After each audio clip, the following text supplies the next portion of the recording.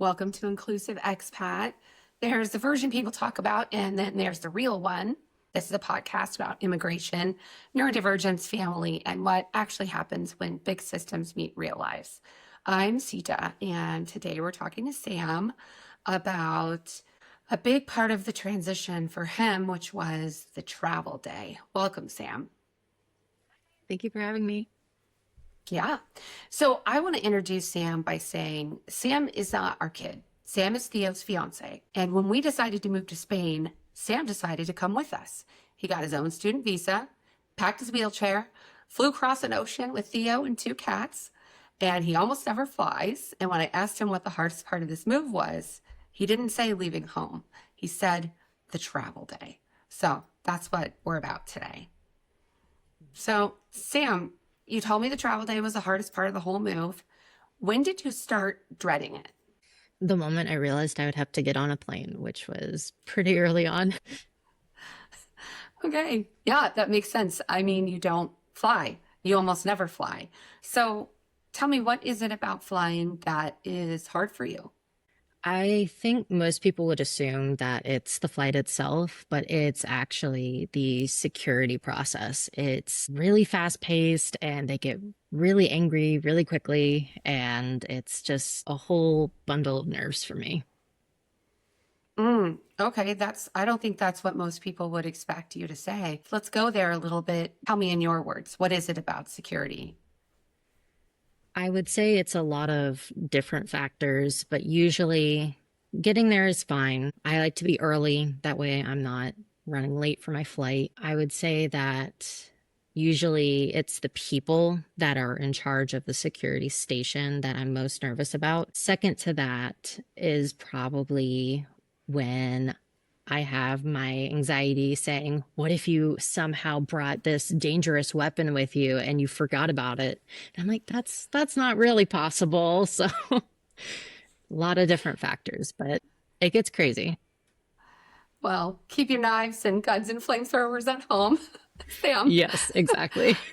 No, I know you don't have any kind of collection like that. Oh, your thoughts, the thoughts that come into our brains. Uh, hmm so, another part of the puzzle for you, I know, is the wheelchair. Did you think about wheelchair logistics in advance? Did you try not to think about it? Tell me a little bit about that part of it. So my dad actually helped me a lot with the wheelchair aspect because that was a newer development. I got my wheelchair about a year before the move, and I had never flown with it before, so it was an entirely new obstacle.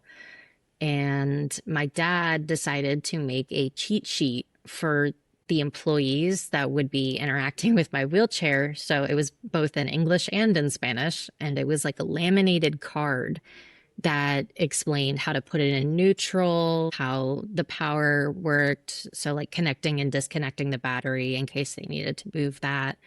So my dad was a huge help when it came to that and having that like zip tied to the chair. That way it didn't get lost. So that Mm, it was really nerve wracking. And then having to record a video of the state of my chair beforehand because inevitably my chair did somehow get broken. I'm not entirely sure how, but I had to replace the battery and that was a whole fiasco. mm. So, yeah, that's something I didn't mention. We're not talking wheelchair like folded in half and stick it on under the plane. This is a pretty expensive power chair that kind Mhm. of comes with all of its own parameters. So yeah, I think that's wonderful that you had your dad's support to kind of think about it and think through it and then write that explanation and put it right on the chair itself. Exactly. Sorry, I did replace the battery though.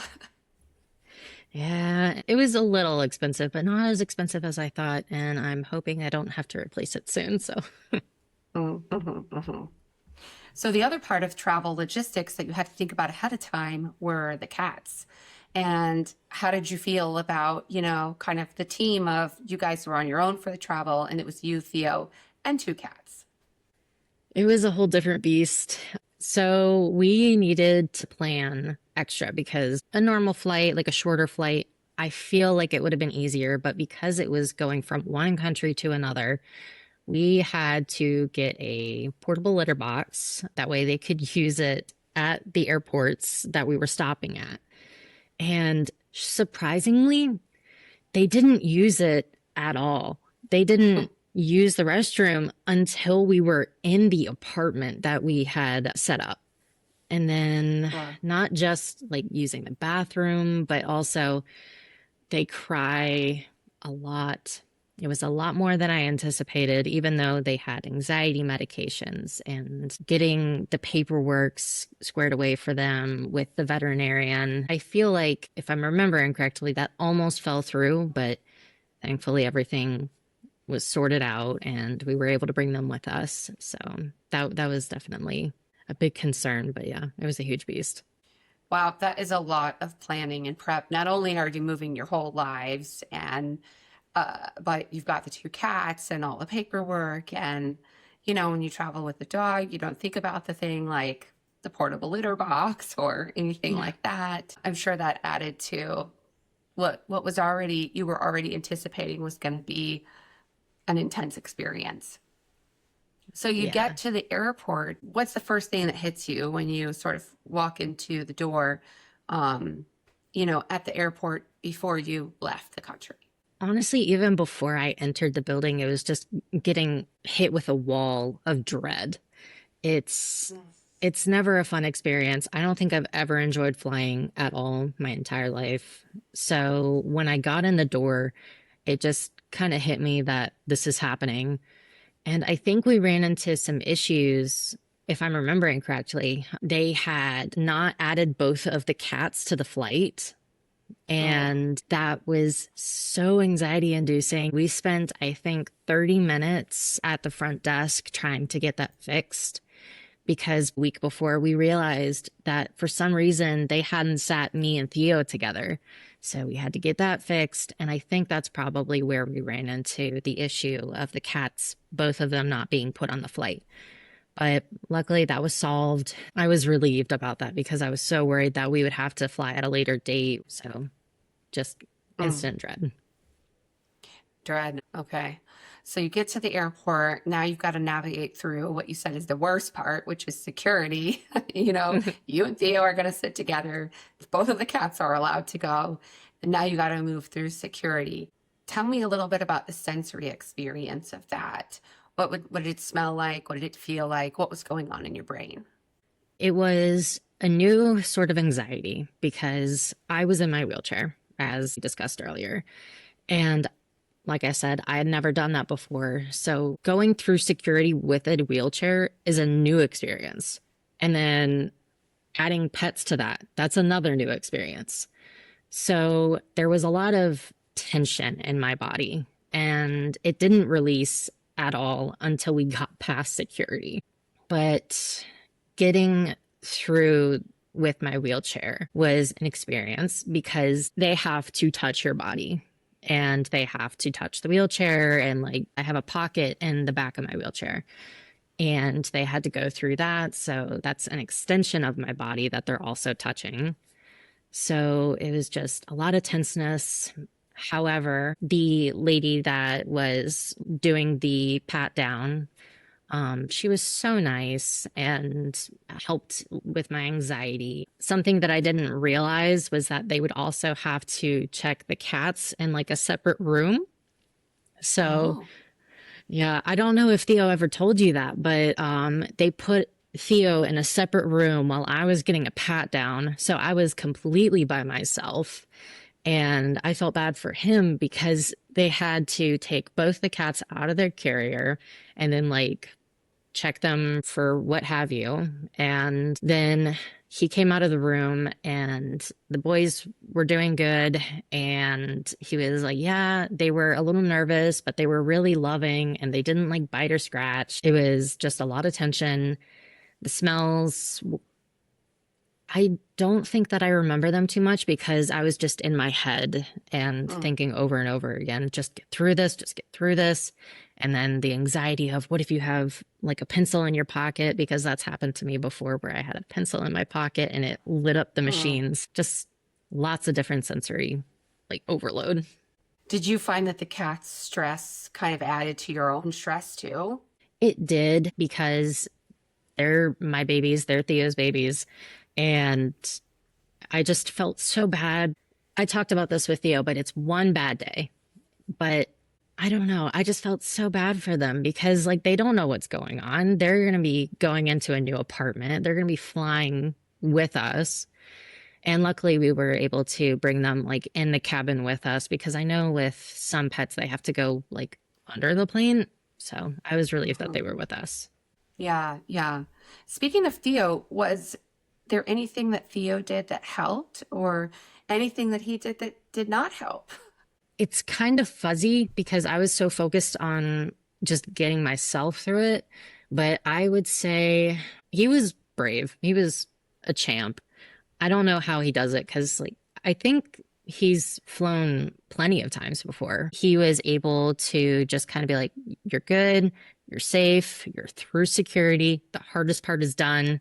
And then he's like, you can take your anxiety medication if you need to. That way you can sleep on the plane. He was just really supportive and just so helpful. I don't think there was really anything that was hindering. If anything, the cat's not using the bathroom the entire time that we were traveling was probably the worst, which wasn't his fault. Yeah, it probably felt pretty good to have someone there in that moment. And Theo is navigating his own flight anxiety and neurodivergent and sensory experience at the airport. But it sounds like he was incredibly supportive through that. So mom's happy to hear Mhm. that. So then you get to the flight itself, and you have hours in a confined space, with a body and a brain that just wants to escape and needs accommodation. What was it like once you were actually on the plane? I would say that it was probably easier once we were on the plane and after the takeoff. I would say the hardest part was probably just the pressure changes and then also having to sleep because my neck just like had like a crick in it. Sleeping on the plane was hard, but I would say that was Mm-hmm. probably the easiest part of the trip, which is probably not normal, but it was easier. Yeah, I hear what you're saying. Kind of feels like, there's a lot to do to get into the airport and get through security and get where you're going and get on the plane. So there might have been just a sense of like settling once you were on there because it was what, an 8-hour flight? I feel like it was longer, but I don't remember. Oh, you all had a layover too. So up to Jersey, layover, and then probably an 8-hour flight from there. Yeah. Yeah. Were there any moments where you kind of felt like, what am I doing? or or I can do this, Either way. I would say it was mostly what am I doing? Because whenever I got off the final plane, there's a whole process of getting yourself into the wheelchair. I'm trying to remember the process because I've done my best to like block this part out because it was all new. It was all in a different language that I hadn't really learned yet because everybody was speaking Spanish, which makes sense. We were in Spain and are in Spain. And we ended up having to go down an elevator and then we had to go into a van with someone else that we didn't know from the flight, and then an employee. And then we were just driving around trying to figure out like where to go. And we finally got to the final destination of where you get your visa and passport checked. And I was just sitting there so anxious. I was like, what if there was something wrong with my visa? What if there was something wrong with my passport? It was helpful because Theo was there and there was a guy that worked there that was super helpful and he tried to explain the process. I was a bit lost in translation, but Theo understood a good portion of it. And I get up to the counter. The visa is like, I get like a stamp that's like, this was your entry date. And then Mm. I moved along and like was immediately met with like baggage claim. I think I was carrying my suitcase on the wheelchair and Theo is like carting the other baggage that we had. From there, we had to meet up with you guys. And Yeah. then we had to split up again. And then I It was quite a remember day. It was it quite a was day. so long. It Well, was go back so for a long. second to that Mhm, passport moment. mhm. They stamped this passport for you and you were in. How did that feel in that moment? It was a huge relief, but I realized I wasn't done because I had to get to the apartment and then I had to make Mm, sure that like we were able to get in and that it was ready. And I was still worried about the cats because, like I said, they didn't use the bathroom the entire time, which is insane to mm, me. I would say that the biggest, like, okay, I'm settled. I've made it. I've survived, was when we got into the apartment and put our luggage down. So it took a mm, while. mm. Yeah, you said, "Oh, I got relief after I passed through security," and you were like, but not quite, but not really." Yes. Take me back onto the plane for a minute and tell me how the cats managed the plane. Were they crying? Could you hear them? Were you worried about them through the whole flight? I was worried about them because of the pressure changes. Comedy, who is one of our cats, calmed down fairly well. The other cat, Action, he was trying to claw through the bag and like he actually tore a little hole in there and he was just crying almost the entire time. I don't really remember him being quiet. He, by the end of the trip, he was hoarse. He sounded like he had been smoking for years and was just, Oh, baby. it was bad.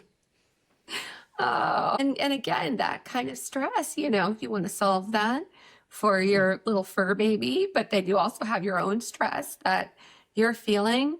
And I know you said flying at night, trying to sleep, you got a crick in your neck. Tell me, what else did your body feel like after that flight, once you landed? I would say that my legs were sore and I was trying to stretch, but then I had to sit back down again in the van that we had to drive around in. And then I had to sit back in my wheelchair. So it was just a lot of sitting and my body was all done. I don't know how I was able to do it. I think I ended up having to take like some paracetamol afterwards because I Mm, was just so sore. yeah, flying is not easy on the body, but it sounds like a much different experience needing to transport from the plane to getting your chair to passport control. Wow. So you land and you're in those first few hours. And, I know that it was a land in Madrid, train over to Valencia situation. So your travel day was not over after a night on the plane of the cats being upset and all of that. Um, was there anything that was harder or easier once you were navigating, sort of leaving the airport and the rest of your travel? So I had actually completely forgotten about the train. I don't know how, but I did. Um, Good, blocking it out, blocking it out. yes. But now that you mention it, I do remember being on the train, and that was probably the easiest part of travel because now that I remember it, action and comedy were probably the quietest on the train. I don't know why. Maybe it was because it was quieter. Maybe it's because there wasn't like you couldn't feel it as much because the train rides here are pretty smooth. So it was a relief. Good. Okay, that's great. Yeah, it sounds like everyone's nervous system needed a little bit of a rest, a little bit of a break, and it sounds like yours and the cats both got it during that time. What were your first thoughts about Spain? What did you first notice? I think the first thing I noticed was the beach smell, which I think I remember Theo talking about as well. But I noticed that like I could smell the salt and I was like, I could get used to this. And I have. And since then, I haven't really been able to notice the beach smell because I've just grown so accustomed to it. And speaking of which, I still haven't visited the beach. I need to, but um, Wow. Let's hang up this call and get there right now. I definitely Can't need to believe go. it. So, did getting through that travel day change how you felt about yourself? Like, did that prove something to yourself? I would say I realized that I can get through a lot. Like with cats, a wheelchair, my partner being there, and then just going across country. I was like, maybe it'll be easier next time, but I don't know. I have a lot of anxiety when it comes to the security part. So I'm going to try to avoid planes if I can, but I feel like it might be easier the next time I do it. Yeah. Yeah. So thinking back to that experience, thinking that it might be easier next time kind of leads me into what I was thinking next, which is if you had to do that travel day over again, what would you do differently? I know it's not differently, but I do know that I really, really liked having the cheat sheet. That was super helpful because I remember pointing it out and they were like, this is super helpful. So I would definitely do that again. But I don't know that there was much that I could have done differently other than maybe taking my anxiety medication sooner. But I tend to get really sleepy with that. So Yeah. And you waited, you wanted to be alert to get through security and all of those things. Yeah. mhm. Yeah. That's interesting. So maybe there wasn't anything else that you could do better because you did all the things. Is there anything you wish the airline or the airport had done differently for you? I wish that it was a little less crazy coming off the plane, the final plane specifically. Maybe having a wheelchair accessible van. But other than that, they were really supportive. They were all really kind and they weren't touching it without permission. They were like, okay, we're going to go ahead and take this now and move it onto the under part of the plane. I would say they did the best that they could. Maybe not breaking my wheelchair, but I don't think that was a them problem. I don't think it was. I don't think they broke it on purpose, but Exactly. Exactly. be a little more careful next time. Yeah. Maybe you can add to the little placard that's laminated on there something about the battery, something Yeah. extra. Mhm. So, what would you tell someone who lives with a disability who's terrified of their own travel day? There are so many things. First off, they're going to get through it. There may be problems, but they're going to get through it regardless. It's very scary, and those fears are valid. And you just got to push through, no matter how hard it is, because getting to the other side is worth it. It is worth all the problems that you have to go through. Try to give yourself accommodations, give yourself grace. It's hard, but do it. Ah, that's great advice. And you answered my next question, which was it worth it? So worth Yes. it. I don't think like even if it had gone even worse, it would have been worth it. It's so nice here and less problems. The only complaint I have is that the elevators are much smaller, so sometimes my wheelchair doesn't fit in, and the ramps can be steep. But overall, so worth it. So worth it. And next time you navigate the airport in Spain, you will be able to understand because your Spanish is getting there. Getting there, slowly but surely. Anything you want to say that I didn't ask about? I would just say that there's no such thing as being over prepared for travel. There can potentially be things that you weren't expecting, and you want to make sure that you have everything in place because if you make that travel and something goes wrong, whether it be like paperwork or your baggage, like you just want to be as prepared as you can be. That way, if something goes wrong, you're prepared for that. Great advice. Great advice. Well, I think this conversation has been so valuable. Everyone talks about the before and people talk about the after, but nobody really talks about the in between. You know, the part where you're in the air, you're between two lives. You can't go back, but you haven't arrived yet, you know? And I really appreciate that you shared that this was the hardest part of the entire move. You know, you're planning something like this and the travel day terrifies you, but you're not being dramatic. That's real, you know, and having the right person next to you matters. You know, the things that you did to accommodate yourself matters. And you only have to survive it once, which you did. Yes. I will say something that I learned that surprised me was, you know, being the mom of neurodivergent children, thinking through what kind of accommodations are they going to need. The airport, it seems clear. It's chaotic, it's loud, it's crowded. You know, those are all things that seem obvious. the security was definitely something that I learned because I didn't realize that that was so anxiety inducing for some people. So thank you for being vulnerable and sharing about that. Absolutely. If it can help someone else, then that's all that I can hope for. Well, thank you for being here. If this episode meant something to you, share it with someone who needs to hear it. Or if you're a neurodivergent person or a family living abroad or even thinking about it, we'd love to hear your story. Thanks for being here. We'll talk soon.